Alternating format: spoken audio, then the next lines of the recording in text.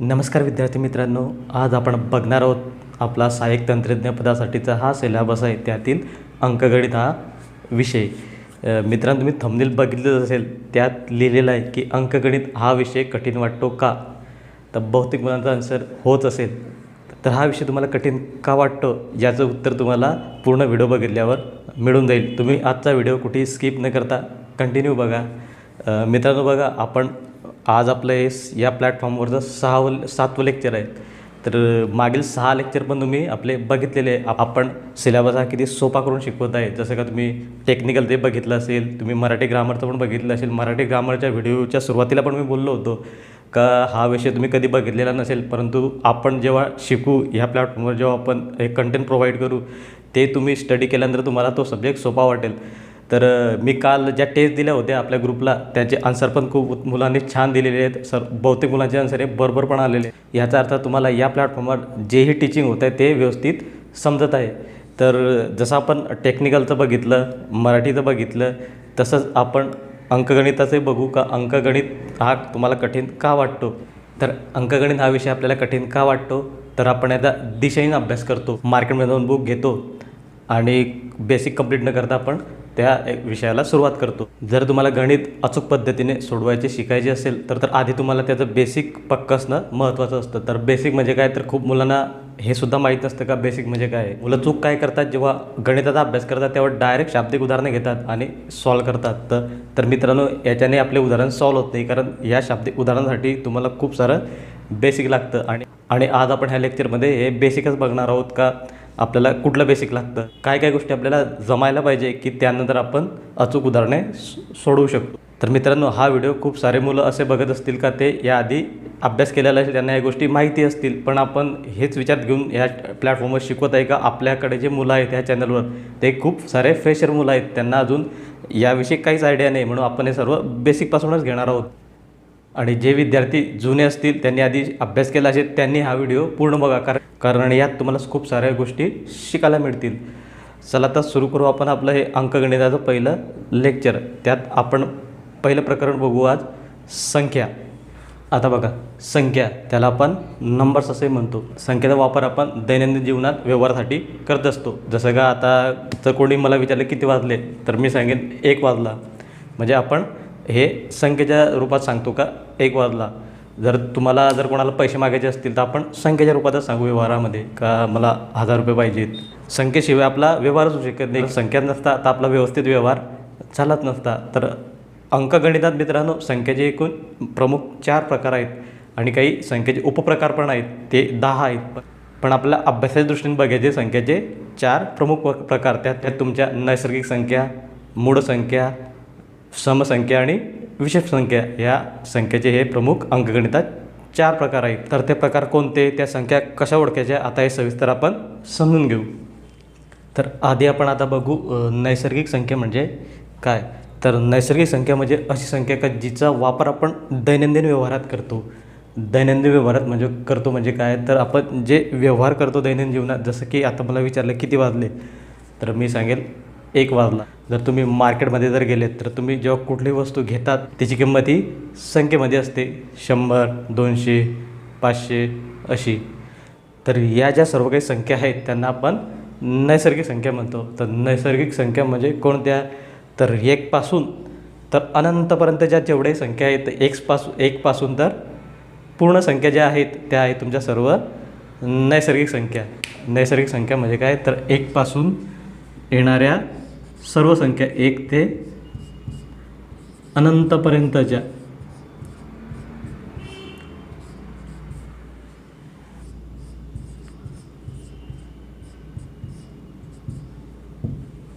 एक पासून तर अनंतपर्यंतच्या ज्या संख्या आहेत त्या आहे तुमच्या सर्व नैसर्गिक संख्या. 1 पासून येणाऱ्या सर्व संख्या. तर 0 ही तुमची नैसर्गिक संख्या आहे का, नाही मित्रांनो, 0 ही नैसर्गिक संख्या नाही. तर 0 ही कुठली संख्या आहे ते आपण पुढे बघणार आहोत, कारण 0चा वापर आपण व्यवहारात नाही परंतु अंकगणितात त्याचा आपण वापर करतो. आणि अजून एक संख्या असतात ऋणप्रभारित संख्या. धन आणि ऋण म्हणजे काय हे पण आपण पुढे समजून घेऊ. तर ऋणप्रभारित संख्या ज्या असतात त्या पण आपल्या नैसर्गिक संख्या नसतात. तर त्या कुठल्या संख्या असतात हे पण आपण पुढे समजून घेऊ. आता पुढची संख्या आहे तुमची मूळ संख्या. तर मूळ संख्या म्हणजे काय, तर अशा संख्या की ज्या कुठल्याच पाड्यात येत नाही, अशा संख्या का ज्यांना कुठल्या संख्येने भाग जात नाही, त्यांना त्याच संख्येने भाग जातो, त्यांना आपण म्हणतो मूळ संख्या. तर मूळ संख्या म्हणजे काय, तर अशा संख्या का त्यांना कुठल्या संख्येने भाग जात नाही, त्यांना त्याच संख्येनेच भाग जातो आणि त्या कुठल्या पाड्यात पण येत नाही. आता ह्या संख्या कुठल्या आहेत, तर बघा 2, त्या आहेत तुमच्या मूळ संख्या 2, त्यात तुमची 3.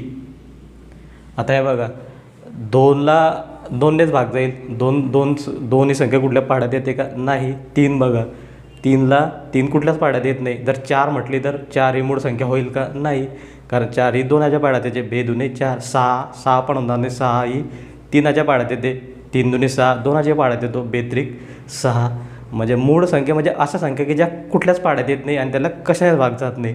तुमचं 5 बघा, 5 ही संख्या बघा बरं कुठल्या पाड्यात येते का, नाही. 2च्या पाड्यात येते का, नाही. 3च्या नाही.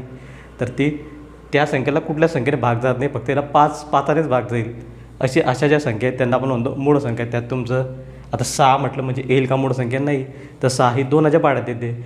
म्हणजे साधा आणि सरळ लक्षात कसं ठेवायचं, मूळ संख्या म्हणजे काय, तर त्या कुठल्याच पाड्यात येत नाही. त्या अशा ज्या संख्या आहेत त्या सर्व मूळ संख्या आहेत तुमच्या. त्यात तुमचं 5, अजून झालं तुमचं 7, 8 येईल का, नाही. 5 8, 4 दुणे 8, ही 2च्या पाड्यात येते आणि 4च्या पण येते. 9 येईल का, नाही, कारण 9 ही मूळ संख्या येणार नाही, कारण 9 हा 3च्या पाड्यात येतो, 3 त्रिक 9. त्यानंतर आहे तुमची 10 पण येणार नाही, कारण 2 पंचे 10, 5 2 10, 10 पण हा 2 आणि 5च्या पाड्यात येतो, म्हणून 10 पण ही मूळ संख्या येणार नाही. पुढचे तुमची 11 येते का बघा कोणत्या पाड्यात, नाही. 11 कुठल्याच पाड्यात येते, म्हणून 11. त्यानंतर तुमची 12 पण तुमची मूळ संख्या येणार नाही, कारण 12 हा 2च्या पण पाड्यात येतो, 12 3च्या पण येतो, 3 चौक 12, 4च्या पण येतो, 6च्या पण येतो, म्हणून 12 ही तुमची मूळ संख्या होणार नाही. पुढचे तुमची 13 होईल. 13 येते कुठल्या पाड्यात, नाही. 13. अशा काही ज्या तुमच्या संख्या आहेत पुढे की ज्या कुठल्याच पाड्यात येत नाही, त्यांना आपण मूळ संख्या असे म्हणतो. पुढची आहे तुमची तिसरी समसंख्या. आता समसंख्या म्हणजे काय, समसंख्या म्हणजे अशी संख्या की ज्या संख्येच्या एकक स्थानी 0 2 4 6 8 ह्या संख्या येतात, त्यांना आपण समसंख्या म्हणतो. तर मित्रांनो, मी जे हे काही व्याख्या सांगतो आहे तोंडी, तर ह्या तुम्ही नोट करून घ्या, कारण जेव्हा तुम्ही स्टडी करणार ना तेव्हा तेव्हा तुम्हाला एवढं आठवणार नाही. तर आपला व्हिडिओ रेकॉर्डेड असतो. मी पहिल्या लेक्चरमध्ये पण सांगितलेलं की आपला हा रेकॉर्डेड व्हिडिओ असतो. तुम्ही बघत असताना नोटबुक आणि पेन घेऊनच बघायचा. तुम्हाला ज्या ज्या गोष्टी वाटलेल्या ह्याच्या तेवढ्या नोट करून घ्यायचा. तुम्हाला वाटलं का आता मी समसंख्या सांगितली, समजा समसंख्या म्हणजे काय, तर ज्या संख्येच्या एकक स्थानी 2 4 6 8 हे अंक येतात त्यांना समसंख्या म्हणतो. लगेच तिथून पॉज करून घ्यायचा आणि लगेच तेवढी नोट करून घ्यायची, म्हणजे जेणेकरून तुम्ही नंतर स्टडी करणार तेव्हा तुम्हाला ते सोपं जाईल. आणि जर तुम्ही नोट नाहीच केलं, नुसतं व्हिडिओज बघितले, तर ॲट द एंड शेवटी जेव्हा तुम्ही रिव्हिजन करणार तर तेव्हा तुम्हाला एवढे व्हिडिओ बघणे शक्यच होणार नाही. त्यामुळे तुम्ही आता त्याच्या नोट्स काढून ठेवा, जेणेकरून जेव्हा तुमचा अभ्यास कंप्लीट होईल, जेव्हा तुम्ही रिव्हिजन करता तेव्हा तुम्हाला हे सोपं जाईल.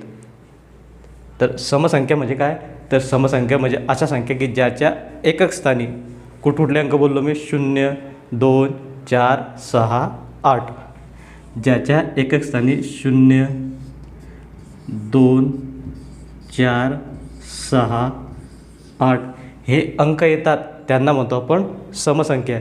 आता एकक स्थान म्हणजे काय बघा, मी एक संख्या लिहितो बोर्डवर.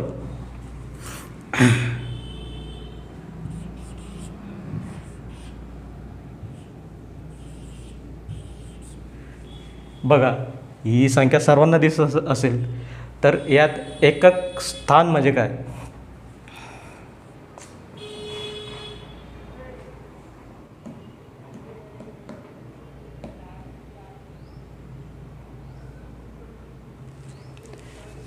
यात एकक स्थान म्हणजे काय, एकक स्थान कुठलं येईल, 3 येईल का 2 येईल, सांगा बरं. एकक स्थान हे 3 येईल का 2 येईल, कुठलं येईल एकक स्थान, तर जेव्हा आपण संख्येचे स्थान मोजतो तर तेव्हा हे आपण डावीकडून मोजायचे, डावीकडून उजवीकडे. यात तुमचं एकक स्थान हे येईल 2. 2 हा एकक. 8 हा तुमचा झाला दशक. 4 हा झाला तुमचा शतक. आणि 3 हे आहे तुमचं हजार. हे लक्षात ठेवा. जेव्हा आपण एखाद्या संख्येचं स्थान मोजतो तेव्हा आपण कधीही डावीकडून उजवीकडे बघायचं. जसं डावीकडून उजवीकडे 2 हा तुमचा झाला एकक, 8 हा झाला दशक, 4 हा झाला शतक आणि 3 हा झाला तुमचा हजार. तर आपण समसंख्या म्हणजे काय बघितलं? समसंख्या म्हणजे अशा संख्या की ज्याच्या एकक स्थानी 0, 2, 4, 6 आणि 8 हे अंक येतात. आता ही संख्या बघा, या संख्याच्या एकक स्थानी 2 आलेला आहे का नाही? हो. मग 2 आलेला आहे तर मग ही कुठली संख्या आहे? ही आहे तुमची समसंख्या. ही कुठली संख्या झाली? समसंख्या. का तर त्याच्या एकक स्थानी 2 आला आहे. आणि समसंख्या म्हणजे काय? ज्याच्या एकक स्थानी 0, 2, 4, 6, 8 हे अंक पाहिजे. एकक स्थान म्हणजे काय आपण बघितलेलं आहे. कुठल्याही संख्येचं स्थान मोजताना ते आपण डावीकडून उजवीकडे मोजायचं. जसं बघा इथून 2, 8, 4, 3 असं. तर 2 हे तुमचं काय झालं? एकक. 8 हे झालं दशक, नंतर 4 हे झालं शतक आणि 3 झालं हजार. ओके. तर पुढची संख्या आता बघू आपण, विषम संख्या. आता विषम संख्या म्हणजे काय? आता पुढची संख्या आपण बघू, विषम संख्या, चौथी संख्या. तर विषम संख्या म्हणजे काय? तर विषम संख्या म्हणजे अशी संख्या की ज्या संख्येच्या एकक स्थानी 1, 3, 5, 7, 9 हे अंक येतात. कुठले? तर ज्या संख्येच्या एकक स्थानी 1, 3, 5, 7 आणि 9 हे अंक येतात त्यांना आपण म्हणतो विषम संख्या. आणि समसंख्या म्हणजे काय? तर ज्या संख्येच्या एकक स्थानी 0, 2, 4, 6, 8 हे अंक येतात त्यांना म्हणतो आपण समसंख्या. तर बघा विषम संख्या म्हणजे काय? तर मी एक संख्या लिहितो आता. बघा ही कुठली संख्या झाली तुमची? सम का विषम? ही संख्या कुठली? सम का विषम? ही झाली तुमची विषम. कारण का विषम संख्या म्हणजे काय? तर ज्या संख्येच्या एकक स्थानी 1, 3, 5, 7, 9 हे अंक येतात. एकक स्थान आपण कुठून मोजतो? एकक स्थान डावीकडून उजवीकडे. तर याच्या एकक स्थानी काय आलेला आहे? 7 आलेला आहे. म्हणजे ही आहे तुमची विषम संख्या. कुठली संख्या? ही विषम संख्या. आपण आता बघितले संख्येचे प्रमुख 4 प्रकार. त्यात तुमचं नैसर्गिक संख्या, मूळ संख्या, समसंख्या आणि विषम संख्या. आता संख्येचे काही उपप्रकार पण आहेत, परंतु आपल्याला अभ्यासाच्या दृष्टीने इथे एकच बघायचा आहे, तो म्हणजे तुमचा परिमेय संख्या. कुठली? परिमेय संख्या. परिमेय संख्या.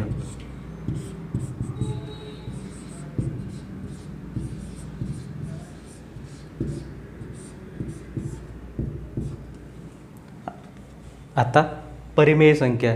तर परिमेय संख्या म्हणजे काय? तर अशा संख्या की ज्यांचा वापर आपण अंकगणितात करतो. तर मी मागे तुम्हाला बोललो होतो की 0 ही नैसर्गिक संख्या नाही, तर 0 ही कुठली संख्या आहे? तर 0 ही परिमेय संख्या आहे. कुठली संख्या आहे? परिमेय संख्या. कारण 0चा वापर आपण व्यवहारात करत नाही, परंतु अंकगणितात 0चा वापर करतो. व्यवहारात करत नाही म्हणजे कसं? आता मी एखादं बुक घेतलं, मी त्याची बुक किंमत आहे सांगा, मी 0 रुपयाला घेतलं, 0 रुपयाला घेतलं नाही. मग मी बुकची काहीतरी किंमत असेल की 400, 500 आपण असेच सांगतो.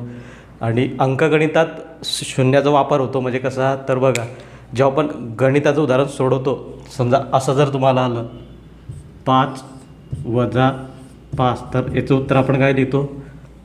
0 लिहितो. म्हणजे 0चा हा वापर आपण व्यवहारात करत नाही, परंतु अंकगणितात जेव्हा गणित सोडवतो तेव्हा 0चा वापर होतो. 0चा वापर आपण व्यवहारात करत नाही, परंतु जेव्हा आपण अंकगणितात उदाहरणे सोडवतो तेव्हा आपण 0चा वापर होतो. जसं की आपण 5 वजा 5 तर काय? 0 लिहितो. तर अशा परिमेय संख्या म्हणजे अशा संख्या की ज्यांचा वापर आपण व्यवहारात करत नाही परंतु आपण अंकगणितात करतो त्यांना म्हणतो आपण परिमेय संख्या. परिमेय संख्या म्हणजे काय, एक वेळा अजून सांगतो का, अशा संख्या की ज्याचा वापर आपण व्यवहारात करत नाही परंतु आपण जेव्हा अंकगणित सोडवतो त्या अंकगणित त्या संख्येचा वापर करतो, अशा संख्यांना म्हणतो आपण परिमेय संख्या. तर त्या कुठकुठल्या आहेत आता आपण बघू. या आहेत मित्रांनो तुमच्या परिमेय संख्या. यात तुमच्या सर्व संख्या येतात, म्हणजे आपण आधी ज्या नैसर्गिक संख्या पण येतात आणि यात तुमच्या ऋणप्रभारित आणि शून्यसुद्धा येतो. तर ऋणभारित संख्या म्हणजे काय, मी तुम्हाला आधी बोललो होतो. तर ऋणभारित संख्या म्हणजे काय, तर परिमेय संख्येमध्ये या सर्व संख्या येतात, म्हणजे ज्यांचा आपण वापर व्यवहारात पण करतो आणि ज्यांचा वापर आपण व्यवहारात करत नाही. जसं 1, 2, 3 ह्या ज्या संख्या आपण यांचा वापर व्यवहारात करतो परंतु 0 याचा वापर आपण व्यवहारात करत नाही. ऋणभारित संख्या म्हणजे काय, तर अशा संख्या की ज्याला आपण त्याच्या आधी वजा हे चिन्ह वापरतो. -1, -2, -3 म्हणजे ज्या संख्येच्या आधी वजा चिन्ह असेल त्याला आपण ऋणभारित संख्या म्हणतो. जसं इथे आता 1/2 ही झाली तुमची धनप्रभारित. ज्या संख्याच्या आधी वजा चिन्ह असते त्यांना आपण धनसंख्या म्हणतो. आता बघा 1, 2, 3 ह्या झाल्या तुमच्या धनसंख्या आणि -1, -2, -3 याला म्हणतो आपण ऋणसंख्या. 1/2 याला आपण म्हणतो धनसंख्या आणि -1/2 याला म्हणतो आपण ऋणसंख्या. परिमेय संख्या म्हणजे अशा संख्या की ज्यांचा वापर आपण व्यवहारात करत नाही परंतु अंकगणितात करतो. जसं आता ऋणसंख्या, ऋणभारित संख्या याचा आपण वापर व्यवहारात करतो का नाही. जर आपल्याला कोणाला पैसे मागायचे असतील, 1000 रुपये दे, तर आपण असं म्हणतो मला 1000 रुपये दे, असं म्हणतो का मला -1000 रुपये दे, मला -1000 रुपये दे, नाही. मग ह्या संख्येचा वापर आपण व्यवहारात करत नाही परंतु ह्या संख्येचा वापर आपण अंकगणितात करतो. तुमचं उत्तर अंकगणितात -1 येतं, 1 येतं, 4 येतं, -4 येतं. ते कसं येतं आपण पुढे आता जेव्हा संख्यांचे नियम बघू त्यात सर्व हे शिकणार आहोत. मग परिमेय संख्या म्हणजे काय हे तुम्हाला क्लिअर झालंच असेल की परिमेय संख्या म्हणजे अशा संख्या की ज्यांचा वापर आपण व्यवहारात करत नाही परंतु अंकगणितात करतो. यात तुमच्या सर्व संख्या येतात, यात तुमच्या नैसर्गिक संख्या पण येतात, समसंख्या पण येतात आणि ह्या ऋणभारित संख्या येतात, धनभारित संख्या येतात आणि याला आपण अपूर्णांक म्हणतो, व्यवहार्य अपूर्णांक. हे तुमचं मी स्वतंत्र प्रकरण शिकवणार आहे. व्यवहार्य अपूर्णांकाची बेरीज, वजाबाकी, भागाकार, गुणाकार खूप महत्त्वाचं प्रकरण असेल हे. यावरच तुमचे सर्व उदाहरणं सुटतील. याला काय म्हणतो आपण व्यवहार्य अपूर्णांक. आता हा जो आहे हा धनप्रभारित आहे. धनप्रभारित म्हणजे त्याच्या पुढे कुठलंच वजा चिन्ह नसतं आणि याला आपण म्हणतो ऋणप्रभारित. येथे हे वजा चिन्ह आलेलं आहे. आता ह्या ज्या संख्या आहे -1, -2, -3 ह्या आहे ऋणप्रभारित आणि ह्या 1, 2, 3 ह्याही तुमच्या धनसंख्या आहेत. तर परिमेय संख्या म्हणजे काय, अजून एक वेळा सांगतो. परिमेय संख्या म्हणजे अशा संख्या की ज्याचा वापर आपण व्यवहारात करत नाही परंतु अंकगणितात करतो. जर शून्याचा वापर आपण व्यवहारात करत नाही परंतु आपण बघितलं 5 - 5 याचं उत्तर 0 येतं. हा अंकगणितात करतो आपण. अजून तुम्हाला वाटत असेल का -2 हे उत्तर कसं निघतं, तर हो, -2 हे सुद्धा उत्तर येतं आणि 2 सुद्धा उत्तर येतं जेव्हा आपण बेरीज वजाबाकी करतो. ते कसं येतं आपण आता आधी चिन्हांचे नियम बघू आणि त्यावरचे उदाहरणं बघू. आता बघू मित्रांनो आपण चिन्हांचे नियम. चिन्हांचे काही नियम असतात जे तुम्हाला बेरीज, वजाबाकी, गुणाकार आणि भागाकार करताना वापरावे लागतात. हे नियम खूप महत्त्वाचे आहेत मित्रांनो, कारण ह्या नियमावरच तुमचं सर्व कॅल्क्युलेशन पुढे डिपेंड आहे. हे नियम जर आले तरच तुमचे उत्तरं बरोबर येतील, नाहीतर हे जर नियम समजले नाही तर तुम्ही जेव्हा शाब्दिक उदाहरणं सोडवणार किंवा कुठलंही गणित सोडवणार तर तुम्हाला उत्तरच काढता येणार नाही किंवा मग तुमचं उत्तर हे चुकीचं निघेल. मी आधीच बोललो तुम्हाला सांगताना की आपण अंकगणित उत्तर हे वजामध्ये पण निघतं, मायनसमध्ये पण निघतं. उत्तर हे 2 पण येतं आणि -2 पण येतं. परंतु 2 कधी लिहायचं आणि -2 कधी लिहायचं हे तुम्हाला केव्हा समजेल का, आता आपण जे चिन्हांचे नियम बघणार आहोत ते व्यवस्थित समजून घेणार. तर मी तुम्हाला चिन्हाच्या नियमाचा एक चार्ट तयार करून देतो, तर तो चार्ट तुम्ही व्यवस्थित समजून घ्या. आता बघू आपण चिन्हांचे नियम. बघा मित्रांनो, हा आहे तुमचा चिन्हांच्या नियमांचा हा चार्ट. चिन्हांच्या नियमांचा चार्ट हा आहे तुमचा फक्त बेरीज आणि वजाबाकी करताना. तर आता यात बघा, यात तुम्हाला हे बघा पहिल्या इथे हा स जो लिहिला ना हा संख्या म्हणून वापरलेला आहे. काय आहे संख्या. तर पहिल्या संख्येचे चिन्ह हे आहे तुमचे, दुसऱ्या संख्येचे चिन्ह हे आहे तुमच्या क्रिया म्हणजे काय, तर गणितात किती क्रिया होतात महत्त्वाच्या, तर 4 क्रिया असतात. कुठल्या, त्यात तुमचं बेरीज, वजाबाकी, गुणाकार आणि भागाकार. गणिताच्या 4 प्रमुख क्रिया असतात. आता आपण हा जो चार्ट बघत आहे आपण फक्त बेरीज आणि वजाबाकी करताना. आता पुढे जो बघू तो बघू आपण गुणाकार आणि भागाकार करताना. तर हे आहे तुमचं पहिल्या संख्येचे चिन्ह, हे आहे तुमचं दुसऱ्या संख्येचे चिन्ह, इथे आहे तुमची क्रिया म्हणजे का बेरीज होते का वजाबाकी होते, हे चौथं आहे तुमचं उत्तराचे चिन्ह आणि पाचवं आहे तुमचे उदाहरण. येथे बघा आता पहिल्या संख्येचे चिन्ह जर अधिक असेल आणि दुसऱ्या संख्येचे चिन्ह अधिक असेल तर तुमची बेरीज होते आणि त्याचं जे उत्तराचं चिन्ह जे असतं ते प्लसच असतं. आता तिथे उदाहरणात बघा, आता पहिल्या संख्येचं चिन्ह हे अधिक आहे, इथे प्लस असेल तर आपण चिन्ह द्यायची गरज नाही आधी, फक्त वजा असेल तर आपण वजाला चिन्ह देतो. आता इथे पहिल्या संख्येचं चिन्ह पण काय आहे तुमचं अधिक आहे, +6 + 7 किती झाले तुमचे 13. इथे बघा पहिल्या संख्येचे चिन्ह हे अधिक, दुसऱ्या संख्येचे चिन्ह पण काय तिथे अधिक, क्रिया काय होते तुमची बेरीज म्हणजे आपण बेरीज केली, 6 मध्ये 7 हे मिळवले आणि तुमचं उत्तराचं चिन्ह पण तुमचं अधिकच आलं, +13. +13 जर असेल तर आपण ते असं लिहित नाही, +13 असं, +13 असं लिहित नाही. संख्या तर ही तुमची धनसंख्याच असते, हिचं उत्तर धनसंख्याच असते. तर तुम्हाला असं दिसलं तर ही संख्या धन असते, फक्त जेव्हा ऋण संख्या आहे ते ऋण भारित त्यालाच आपण त्याच्यापुढे वजाचं चिन्ह लावतो. आता दुसरं बघा, दुसरं तुमचं पहिल्या संख्येचे चिन्ह तुमचं जर अधिक असेल आणि दुसऱ्या संख्येचे जर वजा असेल तर तुमची क्रिया ही वजाबाकी होते आणि त्याला उत्तराचे चिन्ह आपण मोठ्या संख्येचे चिन्ह देतो. ते कसं बघा उदाहरणाद्वारे. आता पहिली संख्या काय तुमची 6, तिचं चिन्ह काय तुमचं अधिक, पहिल्या संख्येचे चिन्ह अधिक, दुसऱ्या संख्येचे चिन्ह तुमचं वजाबाकी +7. आता याचं जे उत्तर निघेल याला काय द्यायचं, मोठ्या संख्येचे चिन्ह. आता इथे बघा उदाहरणाद्वारे आपण समजून घेऊ. 6 + 7, तर मी तुम्हाला आधी बोललो होतो का अंकगणितात हे ऋणामध्ये पण उत्तर निघतं, वजामध्ये पण उत्तर निघतं. आता 6 - 7 तुमचं येईल +1. तर कसं काय, तर इथे बघा उत्तराचे चिन्ह आपण काय म्हटलं, मोठ्या संख्येचे चिन्ह. तर इथे मोठी संख्या 6 आहे का 7 आहे, तर 7 आहे, म्हणून याचं जे उत्तर येईल +1 येईल, याला मोठ्या संख्येचे चिन्ह येतं +1. एक वेळ अजून बघा, हे बघा जर पहिली संख्या तुमची अधिक असेल म्हणजे धन असेल आणि दुसरी संख्या ऋण असेल, हे बघा पहिली संख्या ही धन आहे, ही धन आहे म्हणून आपण याच्या पुढे असं प्लस लिहित नाही, फक्त ऋण संख्येच्या पुढेच आपण मायनस लिहितो. आता पहिली संख्या ही धन आहे, दुसरी संख्या ही ऋण आहे, जर असं असेल पहिली संख्या धन दुसरी संख्या ऋण तर तुमची वजाबाकीच होते आणि वजाबाकी झाल्यानंतर जे उत्तर येतं त्याला आपण मोठ्या संख्येचं चिन्ह देतो. इथे मोठी संख्या 6 आहे का 7 आहे, तर इथे 7 आहे म्हणून 7चं चिन्ह काय तुमचं, हे तुमचं वजा, म्हणून ते आपण केलेलं +1. तर तिसरं बघा, तुमचं जर पहिलं वजा असेल आणि दुसरं अधिक असेल तर तेव्हा पण तुमची वजाबाकीच होते आणि संख्याचे चिन्ह पण आपण मोठ्या संख्येचे द्यायचं.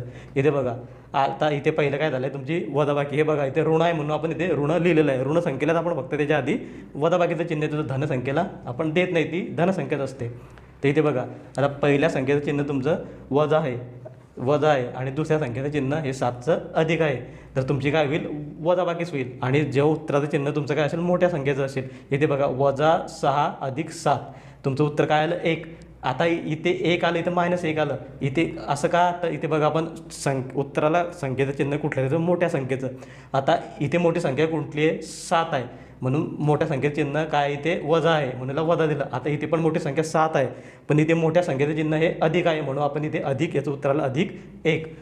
चौथं आहे तुमचं, आता दोघी वजा असेल, दोघी संख्येचे चिन्ह वजा असेल, इथे बघा पहिल्या संख्येचे पण वजा आणि दुसऱ्या संख्येचे पण वजा, तर तिथे नेहमी बेरीजच होते आणि नेहमी तुमचं उत्तराचं चिन्ह हे वजाच येतं.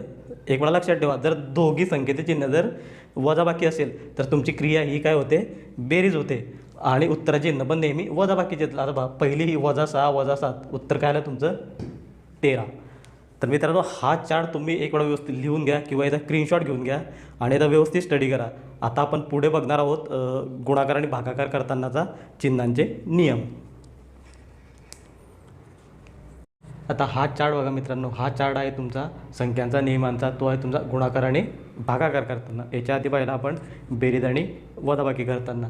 इथे बघा पहिल्या संख्येचं चिन्ह जर अधिक असेल, दुसऱ्याही संख्येचं चिन्ह अधिक असेल तर होणारी क्रिया तुमचा गुणाकार असो का भागाकार असो, त्याच्या उत्तराचं चिन्ह तुमचं अधिकच येईल.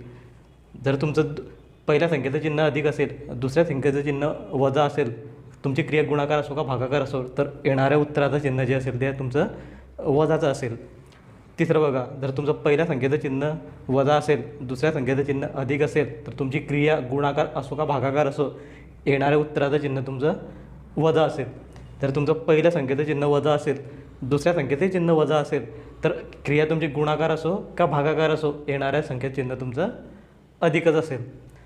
तर मित्रांनो या लेक्चरमध्ये आपण बघितलं संख्या म्हणजे काय, संख्येचे प्रकार आणि चिन्हांचे नियम, त्यात तुमचं बेरीज आणि वजाबाकी करतानाचे नियम आणि गुणाकार आणि भागाकार करतानाचे नियम. मित्रांनो, आपण आज जे काही शिकलो याचा तुम्ही अजून एक थोडा व्यवस्थित स्टडी करा. आपण यावरचे जे एक्झाम्पल आहे, उदाहरणे आहे, ते नेक्स्ट व्हिडिओमध्ये घेणार आहोत. अजून मित्रांनो, आपलं बेसिक संपलेलं नाही आहे. यापुढे अजून बेसिक आहे. त्यात तुमचं व्यवहार्य अपूर्णांकांची बेरीज, वजाबाकी, गुणाकार, भागाकार. पुढे असून दशांश अपूर्णांकाची बेरीज, वजाबाकी, गुणाकार, भागाकार. आणि पुढे असेल तुमचं लसावी, मसावी. एवढं असेल तुमचं हे बेसिक. आजच्या लेक्चरमध्ये आपण येथेच थांबूया. याचा तुम्ही अजून व्यवस्थित अभ्यास करा. उद्या आपण याच्यावरचे उदाहरणे बघणार आहोत. जे विद्यार्थी मित्र चॅनलला नवीन असतील त्यांनी आपल्या चॅनलला सबस्क्राईब करा, जास्तीत जास्त शेअर करा. आणि डिस्क्रिप्शनमध्ये मी आपल्या व्हॉट्सअप ग्रुपची लिंक दिली आहे, तिथे जाऊन तुम्ही तो जॉईन करा. आपण यावरचे सर्व MCQ जे आहेत ते आपल्या ग्रुपवरच पूर्ण करणार आहोत. Thank you so much friend. Thank you so much.